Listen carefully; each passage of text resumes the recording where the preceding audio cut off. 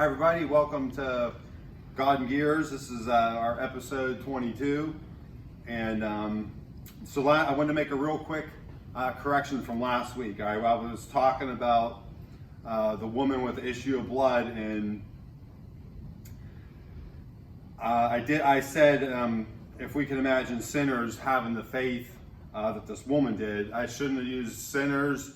I should have said unbelievers, because we're all sinners. I wasn't making the impression that Christians are from sin. You know, everybody still sins. The difference is a Christian asks Jesus for forgiveness. So I did want to clarify that. And also, we don't edit our videos. Well, what you see the first time is what we do. And if I got to make a correction or apologize for something, I will, because I'm just human, just like everybody else. So, and just trying to teach the best I can. So, we were talking about Jairus' daughter being healed, and then Jesus was with the multitude, and then he stopped to go with this woman and heal her last week, and then we're going to get back into Jesus going over to Jairus' house. He was the ruler of the synagogue. So we're going to be in Mark chapter 5, verse 22, and I'm going to just comment a little bit as I read some of these verses.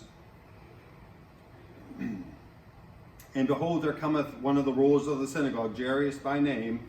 When he saw him, he fell at his feet. So this is one of the rulers of the synagogue, and when he saw Jesus, he come to him and he worshiped him, because he fell at his feet, Jesus' feet, and that's what we call worship. So I'm going to continue in Mark 5 and 37 through verse 40. And he suffered no man to follow him, this is Jesus talking, save Peter, James, and John, the brother of James. And he cometh to the house of the ruler of the synagogue, and seeth the tumult, and them that wept and wailed greatly. And when he was come in, he saith unto them, Why make ye this ado, or commotion, and weep? The damsel is not dead, but sleepeth. And then in verse 40, they laughed him to scorn, but when he had put them all out, he taketh the father and the mother of the damsel, which is the little girl, and them that were with him, and that's his disciples, and entered into where the damsel was lying. So, and in those verses there, the girl was dead from a human perspective. It said in verse 35, while he yet spake, that come from the ruler's synagogue house, the certain which said, Thy daughter is dead, why troublest the master? So these people that were in the ruler's house said, the daughter died. If Jesus may not have stopped to see what was going on with the woman, he might have got there in time. But it didn't matter for Jesus, because he's God. And so the girl was dead by human perspective. Jesus says that she was only asleep. And so, nevertheless, the crowd continued to demonstrate their unbelief by laughing at Jesus. So they were thinking, the girl's dead, and he can't do nothing about that now. He's performed miracles, but this is different. So Jesus, whenever he went into the room, with just the parents and the disciples, a couple that were there, I think it was three disciples there, that they named Peter, James, and John. And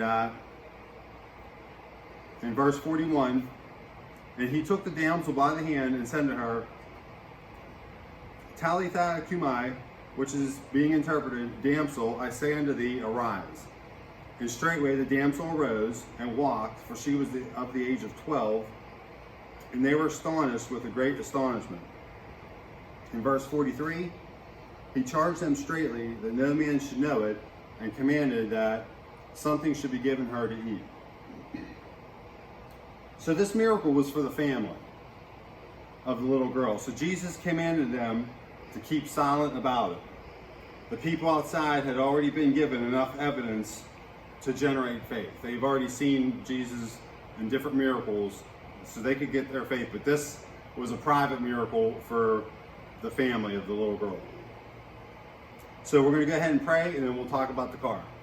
Dear Lord, thank you again for the examples you give us in the Bible, and what you do for us, Lord, and the blessings that you give us, Lord. It's great to know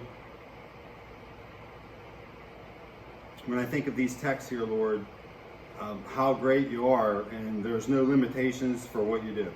And there's things that go on, Lord, that you do privately, and there's things that go on that's that everybody knows about, that without a doubt it was the hand of God. And just thank you for what you do for us, Lord. Be with us tonight, be with everybody that showed up, be with ones that didn't show up, and just keep them all safe in what they're doing. And thank you again for what you do with us in the ministry here. In Jesus' name we do pray, amen.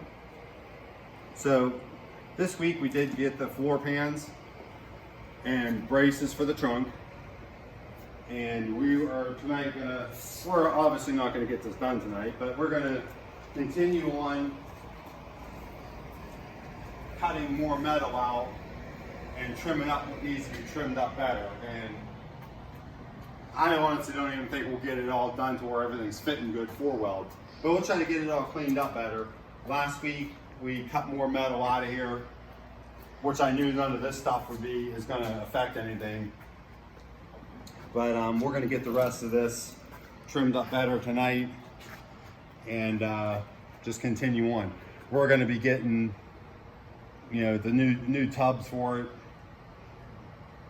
the inner and outer tubs, the quarter panel skins, and I'm still debating on the tailpiece here, if I'm going to get that new or not. But so I do just want to thank everybody for watching. If you like the videos, again, thumbs up the videos. And I want to thank Hilltop Baptist for the use of their garage. I keep them in mind. And thank Stacy for doing the videos. And just we're grateful for the blessings that's coming from the ministry. And sometimes it seems small, and God does something that's pretty huge, and it's just cool right now. It's things I can't mention right now, but it's good. God's not dead, and God's still working. So just thank you, and we will see you again next week.